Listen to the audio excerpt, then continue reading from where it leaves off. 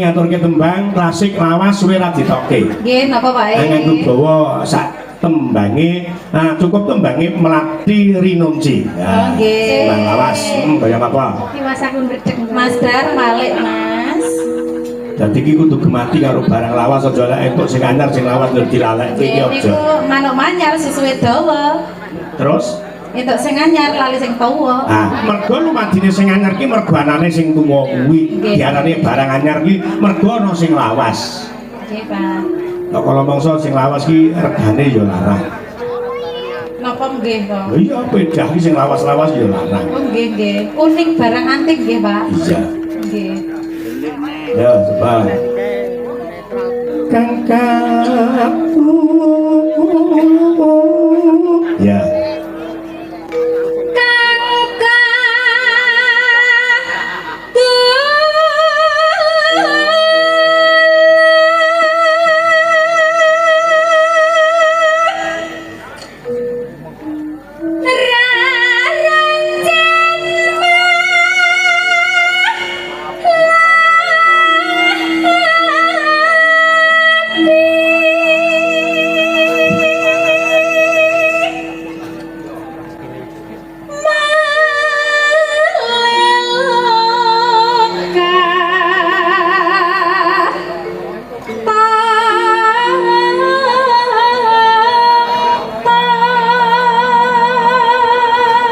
Kadang-kadang sutresna budaya wit saka wetan kulon lor kidul do rawuh kabeh.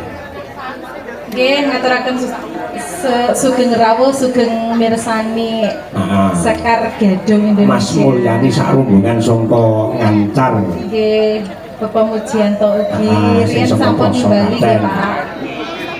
Niki rencana tahun depan nggih nimbali melih Sekar Gadung nggih Pak Mujianto nggih. Nggih. Ya.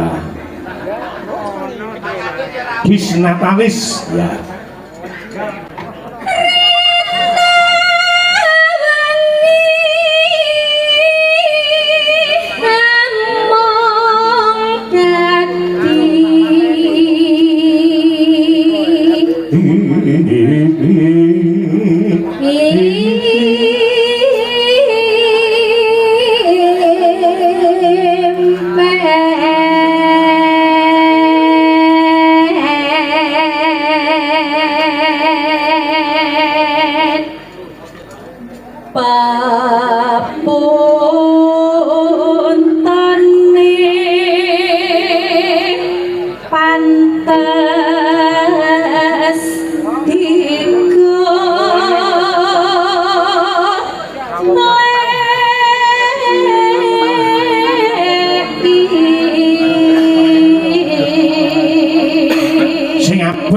Kene iki.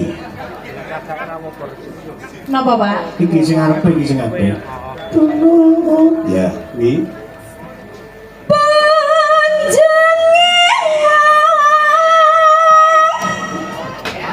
Pak, tuna kok iso punjung ki lho. Nyumput aku Sampe iki ora manis lho. piye? Ireng. Ireng manis, Ireng manis. Cuma kok ireng. Nah, wong jane iki piyayi loro kuwi padha lho, coba lek sluput saka le dandan. Jare sesuk gawe rok kaya sore mang. Nah, coba lek klawu kabeh. Ya malah klawu nek dhewe gawe kaya ngono. Terus ya baute ketok. Apa? Baut, Pak. Niki nek dibuka jarian iki baut tok lho, Pak. Waduh. Mboten percaya jenengan. Enggak. Jenengan buka nang mripun, Pak? Aku lek mbukake gelem-gelem ngesake le gender kuwi kok. Lah sinden kok gampang mentawa lho iki. Aja kaya ngono kuwi. Aku kan wanita anu, apa jenenge dermawan. Oh, dermahan apa murahan? Dermawan, Mbak Dermawan.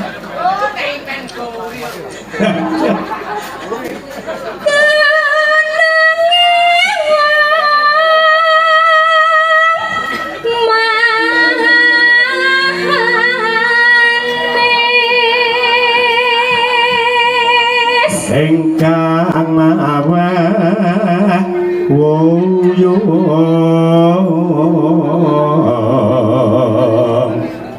Ya, kayak apa? Tembange diaturke dados lekae wis